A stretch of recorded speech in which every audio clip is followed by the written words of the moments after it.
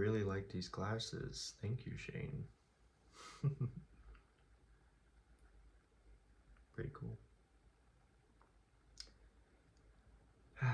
Welcome back. I hope and speak and pray and have faith that all of you are getting through these times on the planet as well as you can be, given any of your circumstances. I speak that you are happy and healthy and wealthy enough to get yourself through, if not a little extra.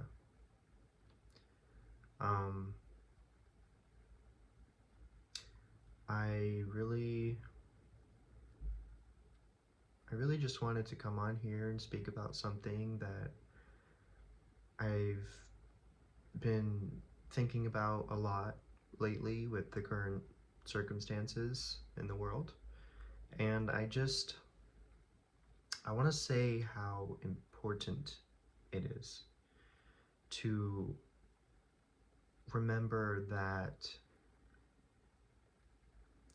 as many things that are going on in the world right now, it's very important to also be leading life with your personal life. Saying that, I mean all the lives around the planet are not yours. They're not walking in your shoes. They're not seeing through your eyes.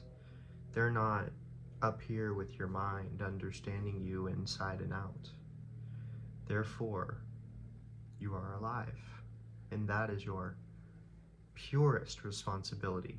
Being alive is the creation of your life. What are you creating for your life? Do you know? Do you have an answer to that question? Do you know who you are? Do you know what you genuinely aspire to achieve in life? These all are very important questions we have the ability of asking ourselves about, because we are the beings that have free will and intention and conscious awareness enough to animate this suit at this time. So really the importance of life is getting to know who you are, getting to know your surroundings, the nature around you, what connection you have with your true nature. And then you can have a little bit more fun and learn how to manipulate reality as a way of just simply seeing that I am that, you are that, in which is you. Your surrounding environment is a reflection of everything in here. The only way you are able to see it is because it exists in here for you to see. It's the only way of comprehending what you are seeing, bringing meaning and physicality from the ethers of infinite potential outside of you. But it's like pulling something down from the cloud and breathing life into it and making it real. Otherwise, they're just gonna keep floating all around aimlessly all the time. It's up to you to make the choice what you genuinely want to do with your life, who you genuinely are as a human being at this time.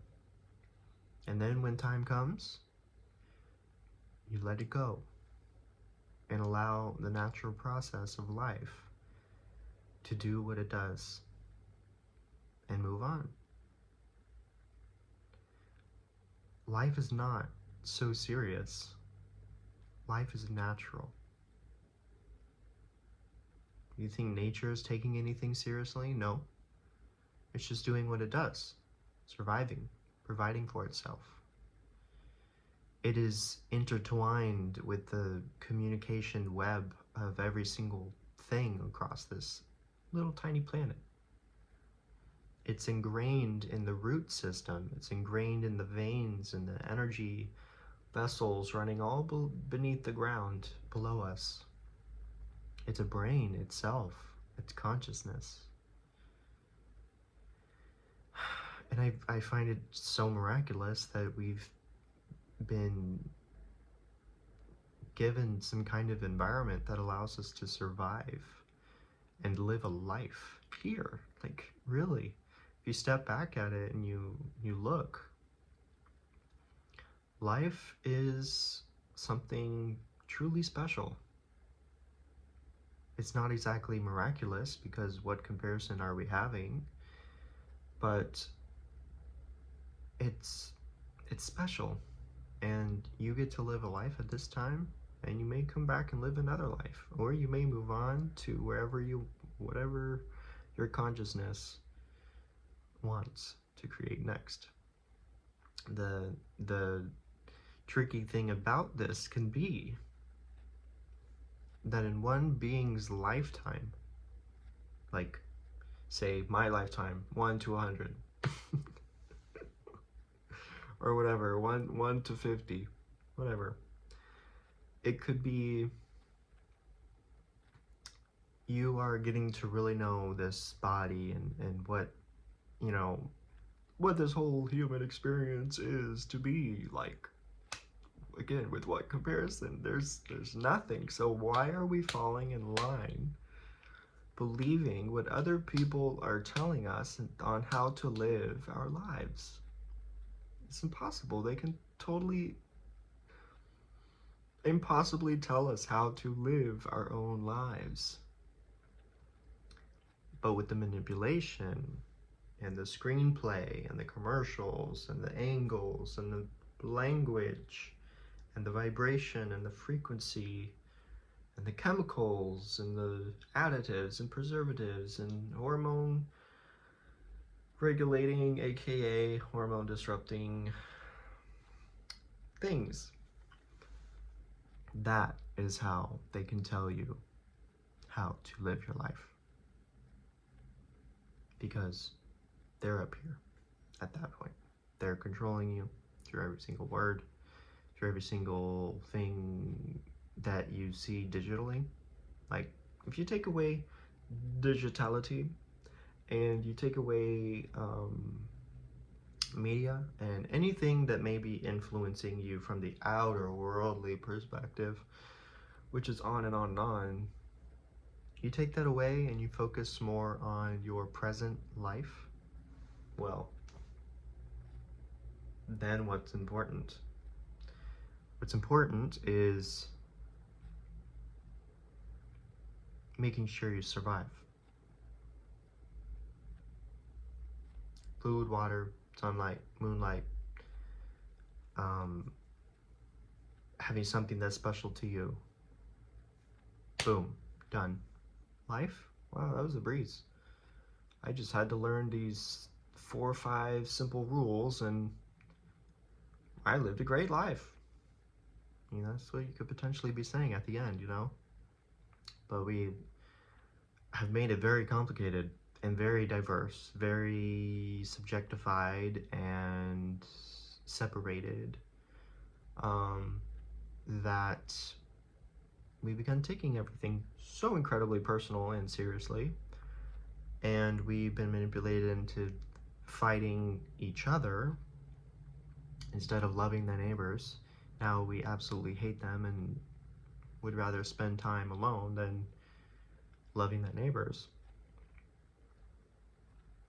And it goes into my last message of, at the end of the day, and if the end of the world is going to happen or the government will take over, it's going to be us versus them.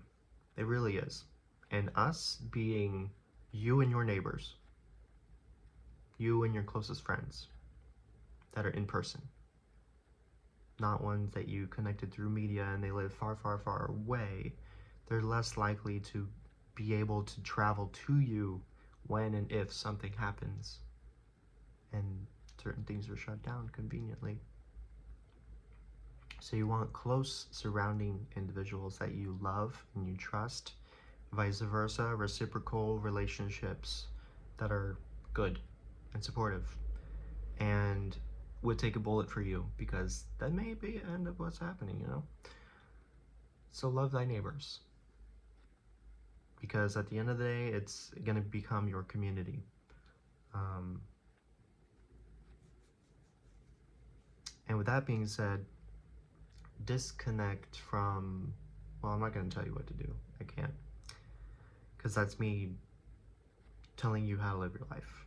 But I will say that if we all started to be more mindful as far as what all we are consuming, not only food, not only drink, not only any other obvious way of consuming, but digitally consuming, especially before sleep and especially before we wake up. Wait. You know what I mean, before we wake up. Because that has an incredible impact on your belief systems throughout the whole rest of the day. And if this is on repeat every night, every morning, then you're easily being controlled. You are falling in line. You are you are unconsciously choosing to fall in line because you don't really have a mind of your own. They've taken it over. The hive mind, it's called. And that hive mind is basically the source of where internet came from. And now it's actually entwined in the billionaires who are profiting off of major consumerism in very conservative, totalitarian ways. That's needing to change also. It starts within you and loving your neighbors. It really does. Because those neighbors will help with anything and everything when time comes. And over time, you're really good friends. That brings in joy and medicine and health and wealth to your life. It's a reflection of within. Your surroundings are a reflection of within. So how are they? Right now, in my life, my surroundings have been very chill and peaceful and quiet. Sometimes I surround myself with friends, but other times I am mostly to myself, or listening to music, or cooking something, or doing self-soothing techniques to regulate and calm my nervous system, because I'm an empath and I feel a lot of planetary energy. So that's kind of why I prefer Hermeticism and Stoicism as well. But I feel that that time is shifting into something else, and I'm putting myself in another character, in a design that will attract different surroundings in which I desire to be more creative with in my life. So it's just learning energy manipulation and knowing that purely simple rule of everything within is so without, and the law of attraction, truly, based on frequency, energy, and binaural wavelengths of consciousness. That's the medicine, that's the key. Say goodbye to this reality, and then you'll go into a next one that you create. It's never ending until you get the choice again to move on or to recycle. I think that's really what it is. But this planet is so incredibly fascinating that if your ashes are not spread on this planet, well, you're less likely to be replanted.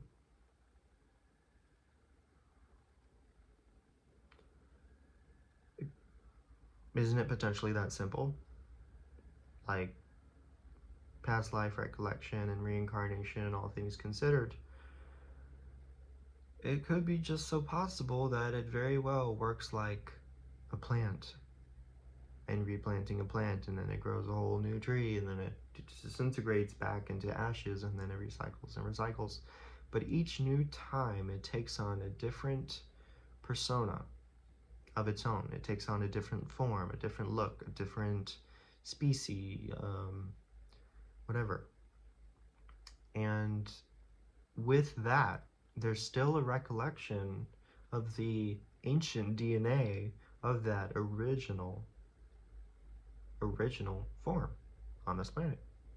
So perhaps we are all evolved particles of some ancient intelligent molecule, an atom, that just creates itself over and over and over. But now we have the technology to be cremated and shot out into space. So I wonder, will that end the samsara of human life on Earth? We'll find out when we do. Anyways, you get the gist of what I'm saying. We're just having fun now.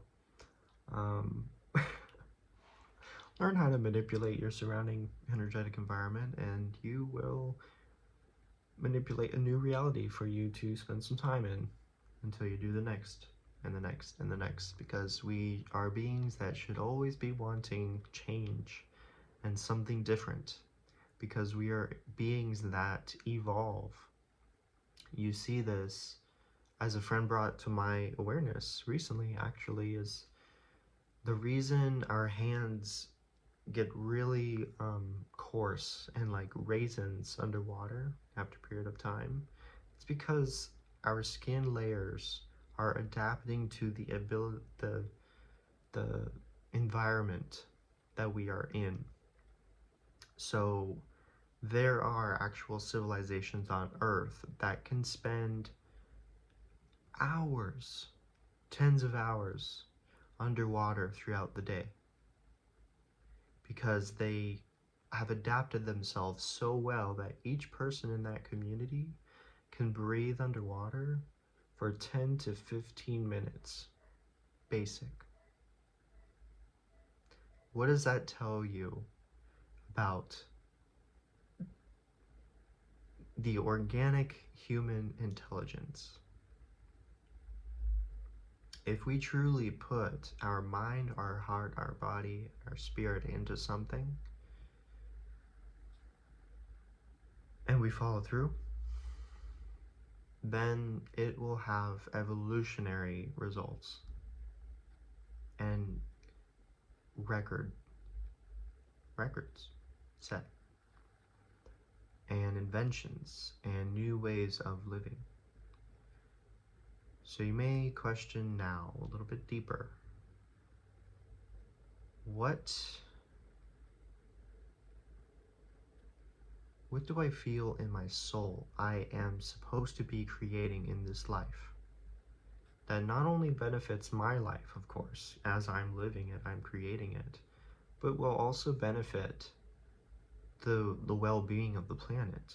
What can I invent that will reflect this feeling I have in my heart and soul to be a good person and help others around the planet? What can I create? What do I want to create? And that is where you reach the field of infinite potentiality, where you reach your hand up into that cloud and you pull it down and you breathe life into it, and you create physical matter from something that was ethereal. Instant manifestation. But in our time frame of beingness and living in this linear program, they want you to grow bored, to grow stagnant, and to grow impatient in the process of having things manifest. But outside of this program, outside of this manipulated reality, it's instant. It's instant.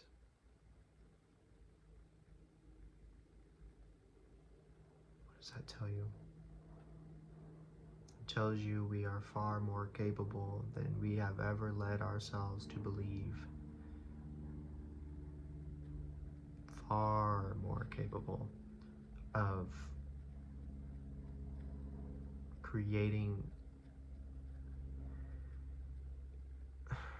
more miraculous things in this evolutionary process of being a human being that probably can form itself to any being it wants to be because of pure conscious ability to adapt itself to another environment and manifest it.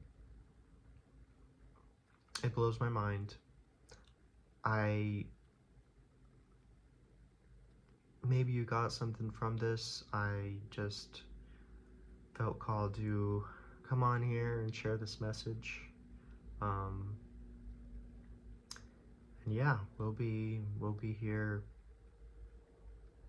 whenever that next time is. And for those who have stayed this long, truly, and has listened to every single sentence and word and body language attached to a word, then you are really going to benefit.